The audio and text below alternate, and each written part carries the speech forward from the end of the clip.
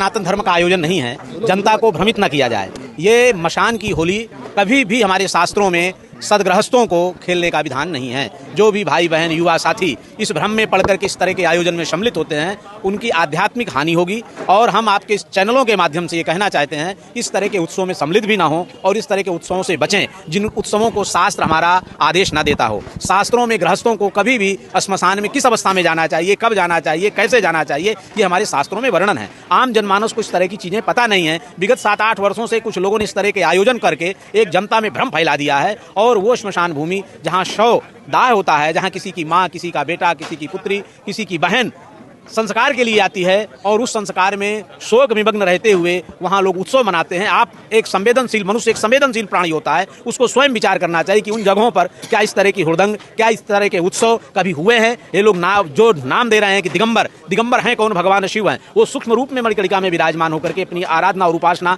जन का कल्याण करते हैं। शवों को तारक मंत्र का उपदेश देते हैं। वो तारक मंत्र की उपदेश स्थली है, वो होली खेलने की स्थली नहीं है। वहाँ जो लोग इस तरह का आयोजन और इस तरह का स्वरूप बना रहे हैं, वो सर्वथा शास्त्र विरुद्ध है। वो कभी भी इस तरह के आयोजन नहीं होना चाहिए।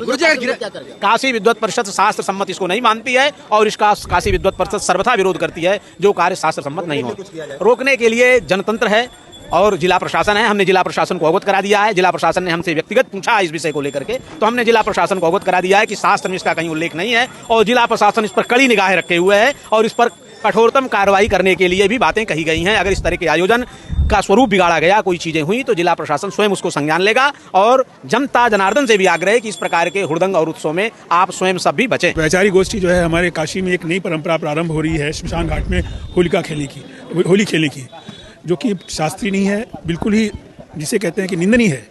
न हमारे पुराणों में, न हमारे किसी भी धार्मिक शास्त्रों में इसका कहीं वर्णन नहीं है। और ये जो चिताभस्म इससे होली खेलना, ये हमारे यहाँ जिसका जो हम लोग जाने के बाद स्नान करते हैं, उसको लोग अपने शरीर में लपेट करके घर में जाके स्नान कर रहे हैं, एक और भी पाप का भागी बन रहे हैं। ऐसा नहीं करना चाहिए। ये अशुद्ध होता है।